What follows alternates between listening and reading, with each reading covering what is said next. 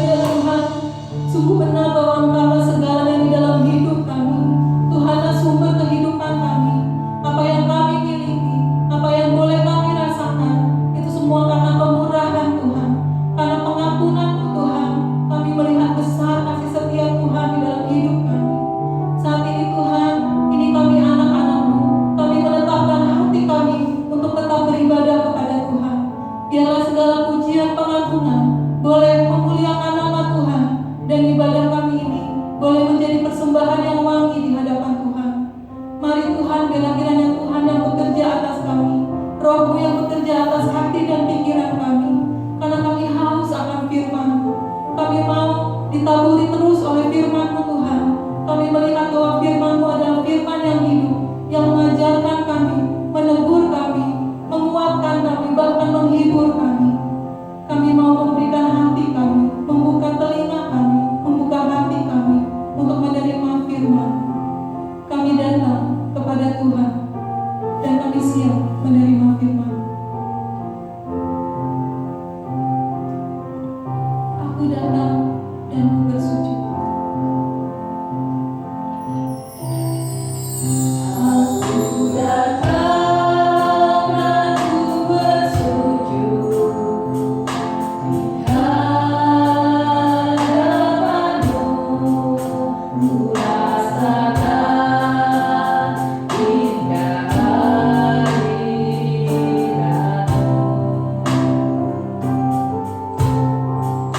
Lalu buka mata hatiku dan suruh jiwaku untuk nikmati firman-Mu. Nyatakan firman-Mu yang kuasa. Firman-Mu yang kuasa untuk mengubah sikap hati. Firman-Mu yang terangkan di saat ku terjatuh. Penuhkan dengan air sungai-Mu. Ku haus akan firman-Mu. Firman-Mu yang kuasa. Firman-Mu yang kuasa untuk mengubah sikap hati. Firman-Mu yang terangkan di saat ku terjatuh. Penuhkan wajah-Mu dengan air sungai-Mu. Ku haus akan firman-Mu. Katakan kembali firman-Mu yang kuasa. Firman-Mu yang kuasa untuk mengubah sikap hati. Firman-Mu yang terangkan di saat ku terjatuh. Penuhkan wajah-Mu dengan air sungai-Mu. Ku haus akan firman-Mu.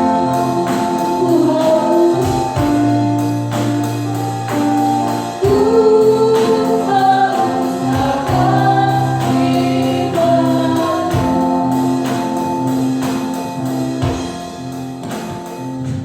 Mari kita menggunakan diri di hadapan Tuhan. Kita bersatu di dalam doa.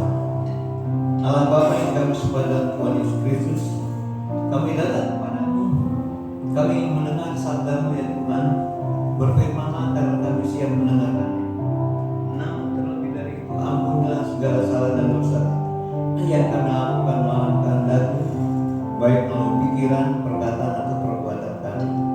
Terima kasih Tuhan, inilah kami. Di dalam berkat nama-Mu Tuhan Yesus, kami mengucap syukur dan berdoa. Haleluya. Amin. Saudara-saudaraku yang dikasihi oleh Tuhan Yesus Kristus, saya begitu yakin dan percaya bahwa saudara dilindungi oleh Tuhan. Mari kita syukuri setiap apapun yang terjadi dalam kehidupan kita, yang kadang-kadang membuat kita tidak mengerti. Tetapi rancangan Tuhan selalu indah buat kita. Saya memberi judul firman Tuhan yang akan saya sampaikan ini, yaitu sekarang waktunya, dari Filipi pasal yang kedua ayat 12 sampai dengan ayat yang 15. Saudara-saudaraku, betapapun religiusnya Anda, baik tutur kata Anda, tingginya pendidikan, atau banyaknya uang Anda tidak mungkin untuk menang tanpa kuasa. Dr. Oyedepo mengatakan begini, kuasa Allah tidak berada di dalam kata-kata, tetapi di dalam pembuktian roh dan kuasa. Rasul Paulus memberi pada kita pengertian yang lebih dalam. Baik perkataanku maupun pemberitaanku tidak kusampaikan dengan kata-kata hikmat yang meyakinkan, tetapi dengan keyakinan akan kekuatan Roh Kudus. Nah, saudara-saudaraku, yang menjadi penekanan firman Tuhan pada saat ini adalah dari ayat yang ke-13 dan ayat yang ke-15. Tapi kita akan membaca semua ayat dulu.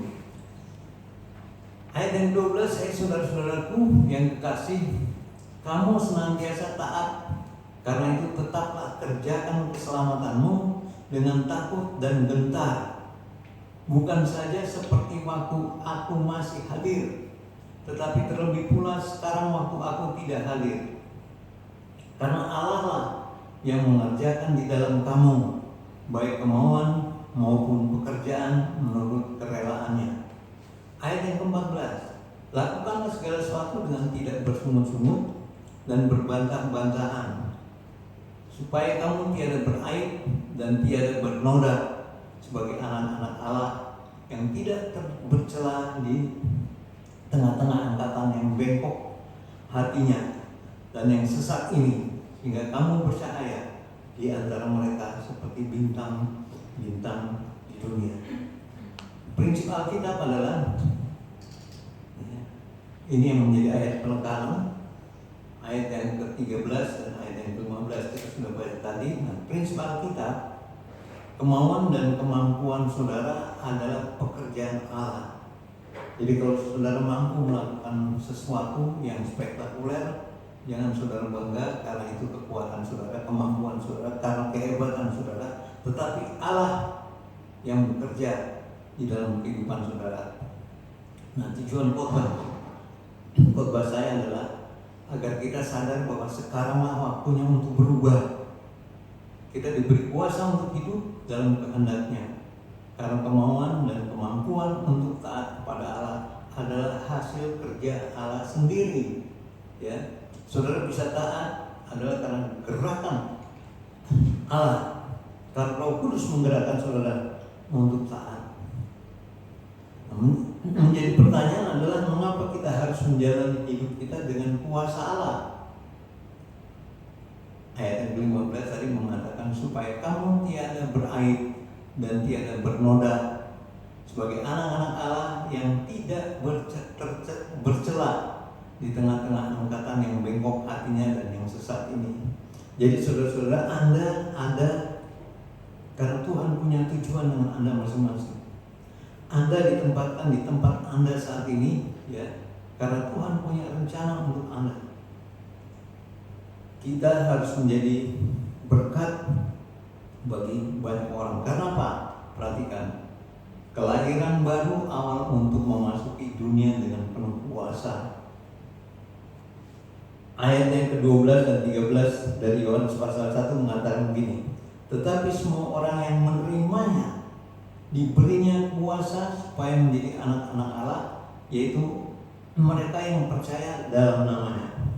Banyak orang percaya kepada Tuhan Yesus, tapi mereka tidak mempercayakan hidupnya kepada Tuhan Yesus. Ya. Kalau ditanya, apakah kamu percaya pada Tuhan Yesus? Percaya. Berarti banyak orang yang mengatakan percaya, tidak mengharapkan semuanya dari Tuhan. Dia berusaha untuk melakukan segala sesuatu dengan kemampuannya sendiri, ya. Karena Tuhan itu tidak nyata menurut mereka. Tetapi Tuhan Yesus datang ke dalam dunia ini untuk menjadikan saudara keluarganya. Di dalam ayat yang ke-10, dia datang kepada kepunyaannya, tetapi orang-orang yang menjadi kepunyaannya menolak dia.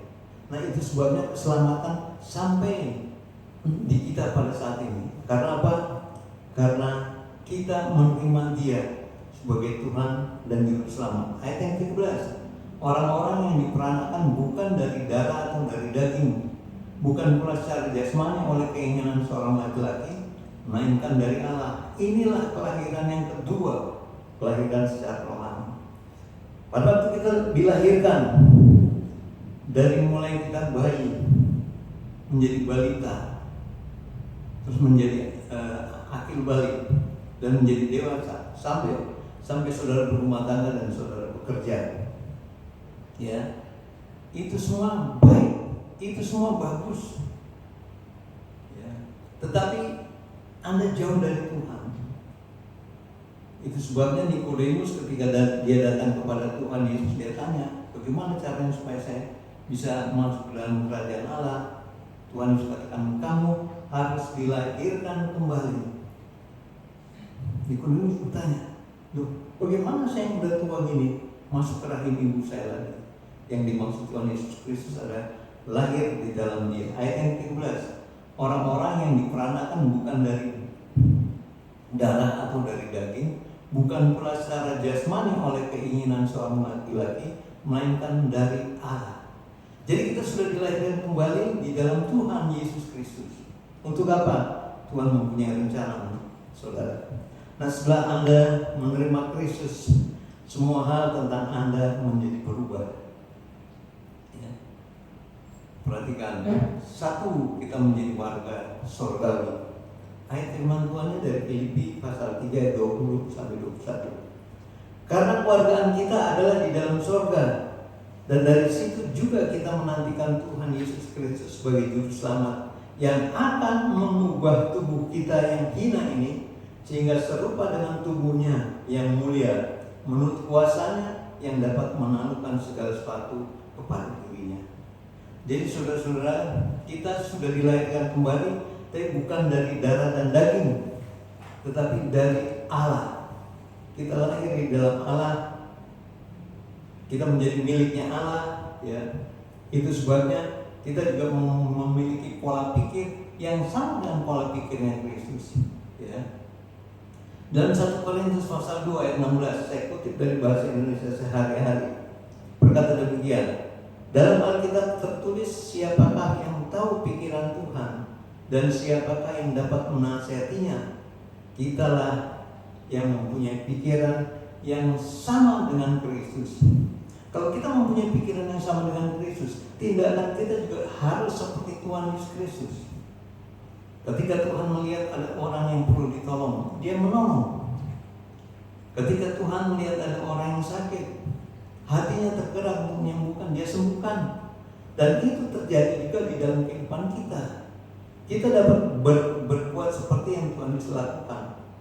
Masalahnya, kita percaya nggak pada Tuhan Yesus Kristus? Kita mempercayakan hidup kita nggak pada Tuhan Yesus Kristus? Kita mempercayakan segala sesuatu yang kita lakukan kepada Tuhan Yesus atau tidak? Ya, kita mempunyai pola pikir yang sama dengan Kristus.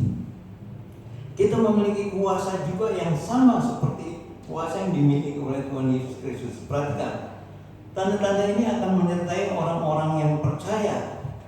Mereka akan mengusir setan-setan demi namaku. Mereka akan berbicara dalam bahasa-bahasa yang baru bagi mereka. Ayat yang 18, mereka akan memegang ular, dan sekalipun mereka minum racun maut, mereka tidak akan mendapat celaka. Mereka akan meletakkan tangannya atas orang sakit, dan orang itu akan sembuh. Saudara-saudara, menjadi pertanyaan, kenapa kok bisa seperti ini?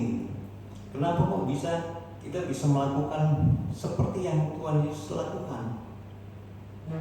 Saya ingin memberi penjelasan kepada saudara-saudara. Ada orang yang berkata begini, Kalau memang tanda-tanda ini menyertai saudara Anda, coba minum racun itu. Dia tunjukin baikon.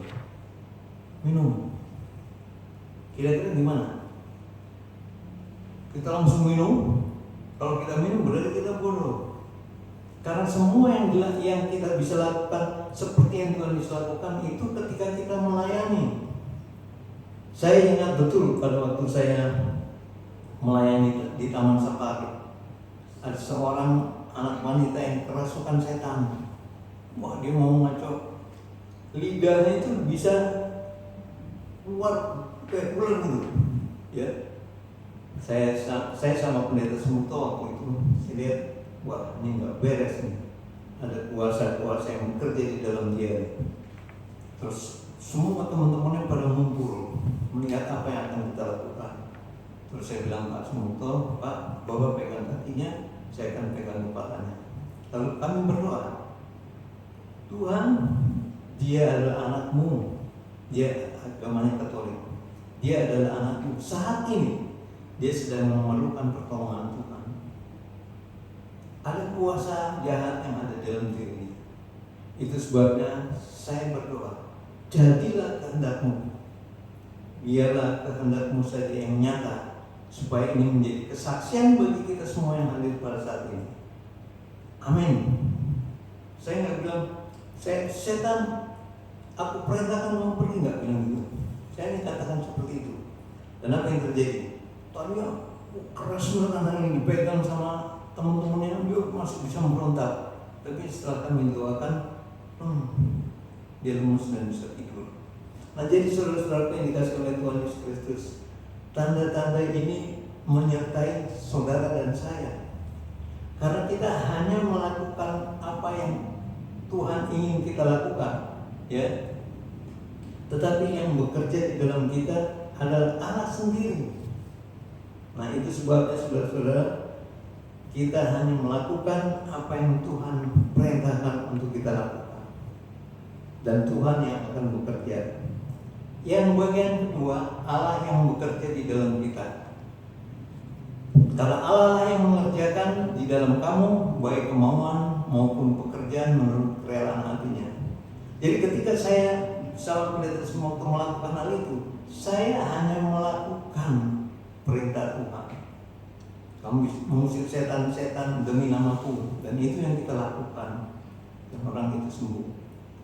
Dan saya juga pernah pada satu saat berdoa bagi seseorang yang kelihatannya memang sudah mau meninggal karena dia sakit kanker dan sudah 7 bulan di rumah sakit dan dokter angkat tangan.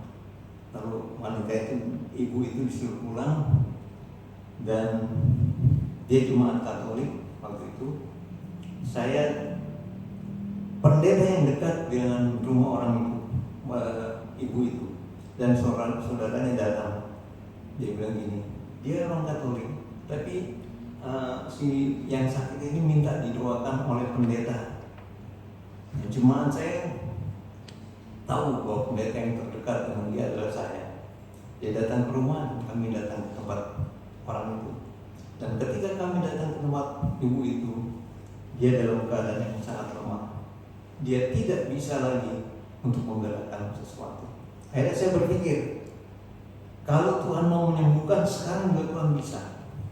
Tetapi yang paling penting dia harus tahu kalau dia mati kemana dia akan pergi. Lalu saya injili dia dengan kebenaran firman Tuhan. Saya sampaikan bahwa kita orang berdosa, tetapi kita punya jalan keluar ketika kita menerima Kristus. Jadi saudara-saudaraku, akhirnya ibu itu bisa. Waktu saya tanya, jadi ibu, kalau Tuhan kehendaki saat sembuh, saat ini juga ibu bisa sembuh. Tapi kalau Tuhan menghendaki yang lain, apa yang akan terjadi dengan ibu? Saya akan bersama Tuhan di surga. Terus saya berdoa, terima kasih Tuhan, karena Engkau sudah memberikan mujizat yang terbesar kepada ibu ini. Karena apa? Dia akan diselamatkan dan akan tinggal bersama dengan Tuhan di surga. Jadi saudara-saudaraku, sekali Anda diselamatkan, Anda menjadi pribadi yang memiliki kuasa Anda hidup di dalam perjanjian. Ini di dalam Kristus Anda dihubungkan dengan sumber kuasa yang sejati yang bekerja di dalam hidup saudara. Jadi ketika kita menerima Kristus, Roh Allah tinggal di dalam kita. Itulah sumber kekuatan kita. Ya, itulah yang dapat membuat hal-hal yang istimewa sehingga kita berbeda dengan orang dunia ini. Karena apa? Allah tinggal di dalam kita. Nah, tujuannya adalah apa? Supaya kamu tiada beraib, tiada bernoda sebagai anak-anak Allah yang tidak bercela di tengah-tengah angkatan yang bengkok ini, yang sesat, sehingga kamu bercahaya di antara mereka seperti bintang-bintang di dunia. Jadi Kristus adalah satu-satunya jalan keluar dari kehancuran. Karena kalau Dia tidak datang dan kita tidak diterima oleh Dia sebagai anak-anaknya, kita pasti hancur karena kita akan hidup terpisah dari Tuhan Allah untuk selama-lamanya. Jadi bagaimana sekarang? Ya, setelah kita tahu semuanya, sekaranglah waktunya untuk berubah. Setelah kita tahu bahwa kita adalah anak Allah, setelah kita tahu bahwa kita adalah warga negara kerajaan surga, kita juga tahu bahwa kuasa alam menyertai kita, pola pikir kita menjadi pola pikir Kristus. Kita semua itu kita sudah tahu dan sudah kita miliki. Ya. Nah, bagi mereka yang masih ragu-ragu, bagi mereka yang masih bimbang, sekaranglah waktunya berubah. Jalani yang berikutnya, jalani hidup saudara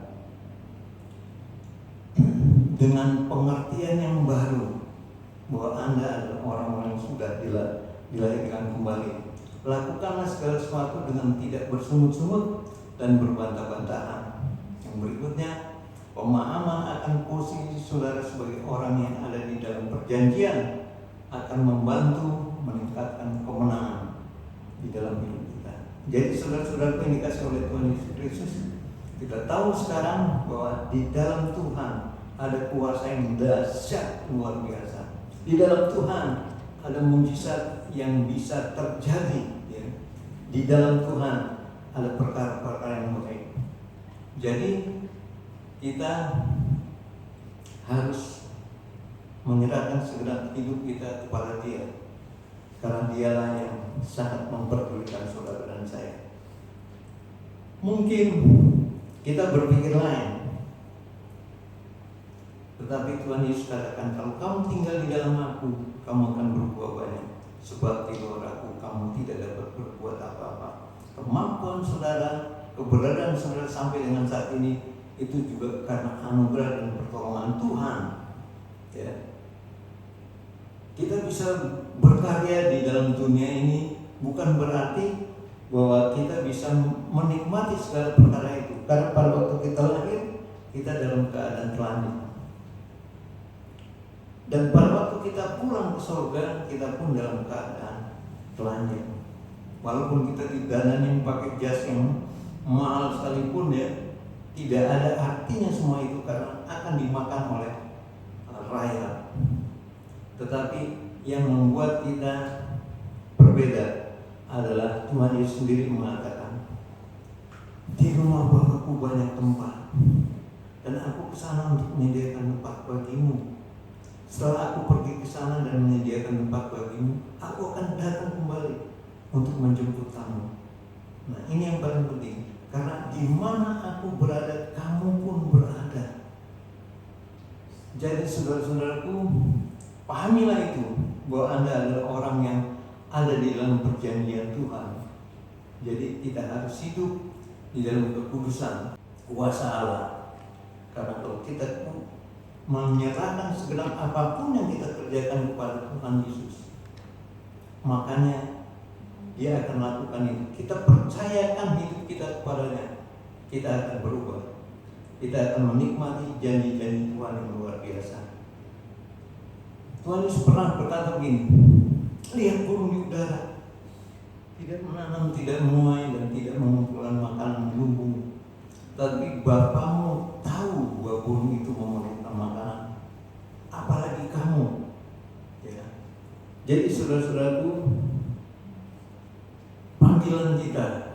datang untuk menjadi bagian dari keluarganya Allah. Namun bukan berarti setelah kita menjadi bagiannya Tuhan, menjadi keluarganya Tuhan, kita akan oke-oke saja, kita akan nyaman-nyaman aja di dalam kehidupan ini. Kita diizinkan oleh Tuhan untuk masuk ke dalam sukacitanya, tapi kita diizinkan juga oleh Tuhan untuk masuk di dalam penderitaan. Itu sebabnya di dalam peristiwa terakhir saat ini, teman-teman pendeta banyak yang terpapar COVID-19, dan ada di antara mereka yang sudah meninggal. Ya. Lalu kita bertanya, kenapa Tuhan? Dia kan hamba-Mu, kenapa Tuhan izinkan dia mengalami kematian dengan cara yang seperti ini? Kita tidak tahu rencana Tuhan kenapa seperti itu. Tetapi yang jelas adalah Tuhan sudah melakukan yang terbaik untuk orang-orang yang saat ini menderita akibat COVID. Jadi jangan pernah ragu, jangan pernah bimbang, jangan pernah lalai untuk menggantungkan iman dan pengharapan kita hanya kepada Tuhan. Karena di luar aku, kamu tidak dapat berbuat apa-apa. Berarti kalau kita di dalam Tuhan, kita dapat melakukan pekerjaan yang luar biasa. Amin. Jadi jangan pernah ragu, jangan pernah tidak percaya kepada Tuhan Yesus, karena Dia yang sanggup menolong kita. Hanya Dia yang bisa menolong kita dari kehancuran. Amin. Mari kita berdoa. Bapak surgawi, Bapak yang kami sembah dalam Tuhan Yesus Kristus, kami sadar Tuhan bahwa kami adalah orang berdosa, tetapi kami sudah mengerti Tuhan bahwa Engkau datang ke dalam dunia ini untuk menjadikan kami keluarga. Kami sudah dilahirkan kembali di dalam Engkau, ya Tuhan Yesus Kristus, dan Engkau ingin kami melakukan seperti yang Engkau lakukan. Jauhkan kami dari pikiran-pikiran yang mengembara, pikiran-pikiran yang membuat kami menjadi ragu-ragu, tetapi pertetapkanlah hati kami supaya kami tetap bisa tinggal di dalam Tuhan. Karena keinginan, kemauan, semua itu dikerjakan oleh Tuhan sendiri dalam hidup kami. Terima kasih Tuhan, karena kami berharga bagi-Mu. Di dalam berkat nama Tuhan Yesus, kami mengucap syukur dan berdoa. Amin. Terima kasih untuk Pak Pendeta atas firman Tuhan pada hari ini. Secara pribadi, saya bersyukur hari ini diajarkan kembali bahwa kuasa Tuhan masih bekerja di dalam diri kita. Mari kita sama-sama berubah untuk hidup semakin serupa dengan Tuhan. Saatnya bagi kita untuk memberikan yang terbaik bagi nama Tuhan melalui persembahan ataupun perpuluhan kita. Firman Tuhan berkata, berilah dan kamu akan diberi suatu makanan yang baik, yang dipadatkan, yang digoncang, dan yang tumpah keluar akan dicurahkan ke dalam ribaan. Sebab ukuran yang kamu pakai untuk mengukur akan diukurkan kepadamu. Mari kita berdoa. Bapa di surga, sekali lagi kami datang padamu, kami ingin bersyukur untuk kasih setia Tuhan yang selalu Tuhan berikan kepada kami. Hari lepas hari sepanjang minggu ini, kami merasakan pertolongan Tuhan, pemeliharaan Tuhan, penyertaan Tuhan di dalam hidup kami. Terima kasih untuk semua kebaikan dan kasih Tuhan. Pada saat ini Tuhan, Kau memberi kesempatan kepada kami untuk menyatakan rasa kasih kami kepada Tuhan melalui persembahan, perpuluhan kami yang akan kami berikan pada saat ini. Biarlah semuanya ini sungguh-sungguh berkenan di hadapan Tuhan ketika kami memberikan persembahan ini, karena kami ingin memberi dengan penuh sukacita, dengan tulus hati, karena kami tahu Tuhan sudah terlebih dahulu berbuat yang terbaik bagi kami. Terima kasih Tuhan.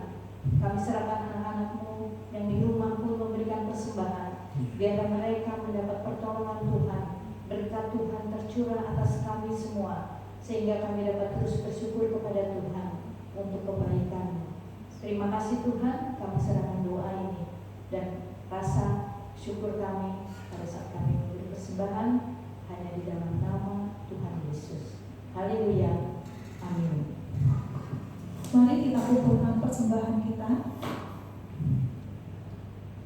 Untuk warta pada minggu ini, kita masih tetap harus bersabar untuk menantikan keputusan resmi dari pemerintah sebagai otoritas yang berwenang berkenaan dengan situasi dan kondisi kita saat ini. Dan dengan tetap terus berdoa dengan iman, kita percaya bahwa Tuhan akan menolong kita. Mari semoga saudara tetap sehat, kuat, dan sukacita di dalam Tuhan. Tuhan Yesus memberkati.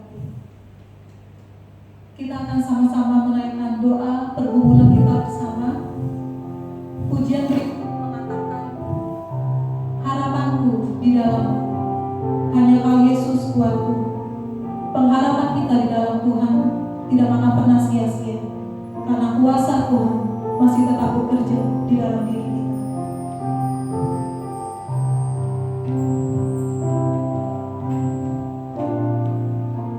Kasih-Mu karyamu.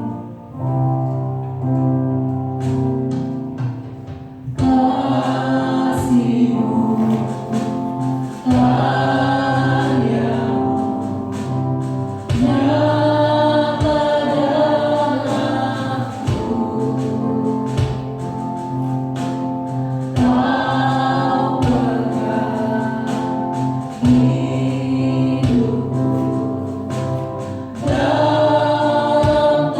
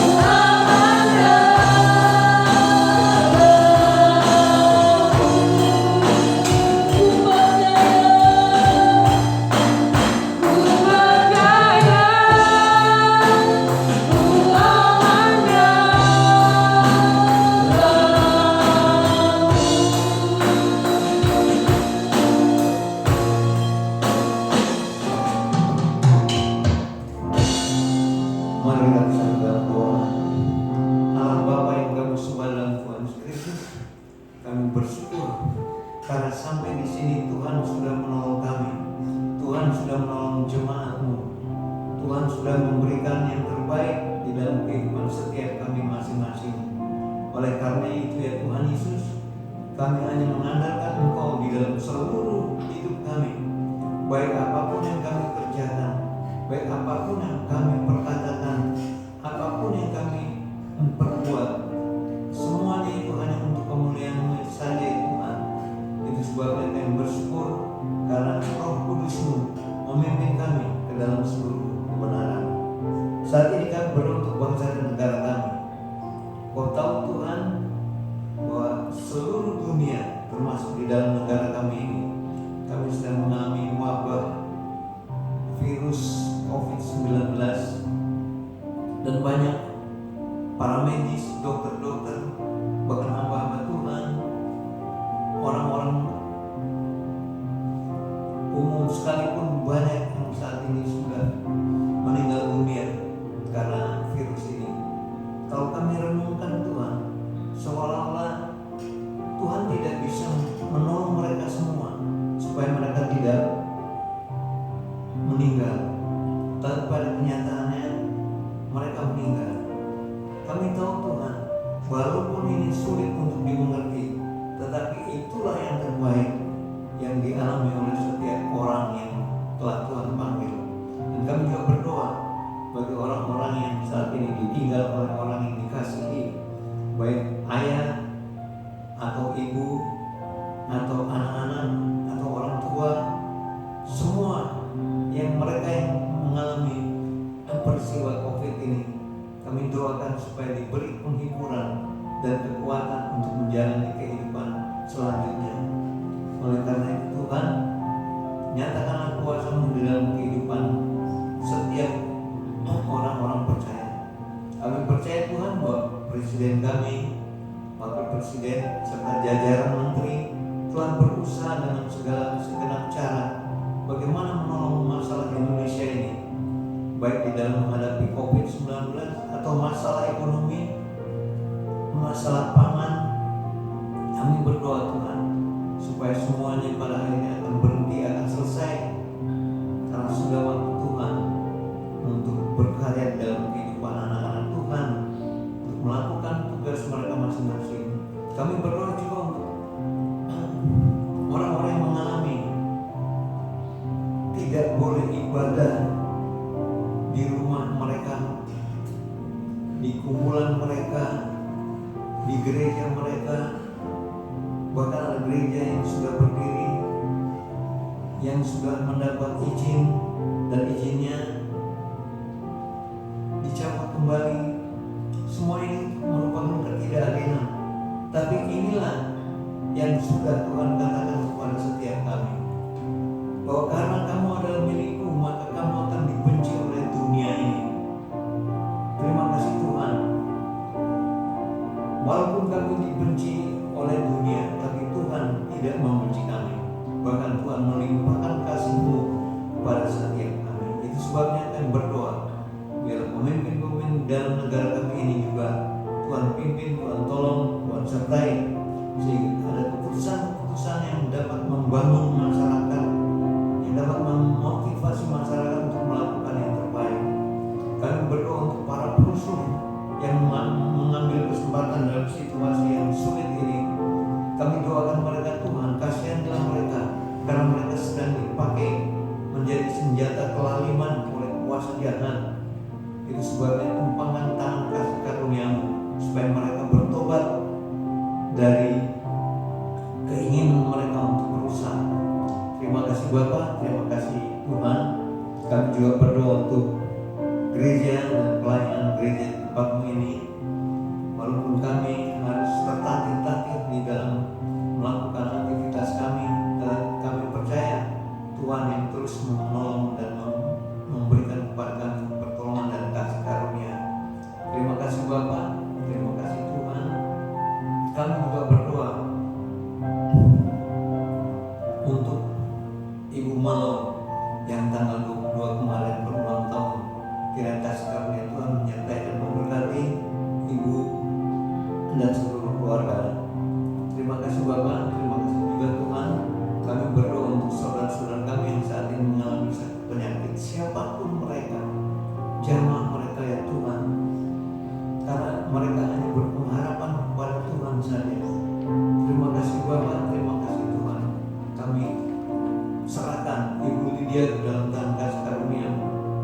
Kami serahkan Ibu Wahab ke dalam tangan kasih karunia-Mu, Ibu Tambana, dan mungkin ada saudara-saudara kami yang lain yang saat ini sedang sakit. Lamati mereka Tuhan, jamah mereka, pulihkan mereka, supaya mereka dapat terus mengucap syukur kepada-Mu ya Tuhan atas kebaikan hati-Mu. Kami juga belajar untuk menikmati hidup hari ini bersama dengan Tuhan. Terima kasih Bapa.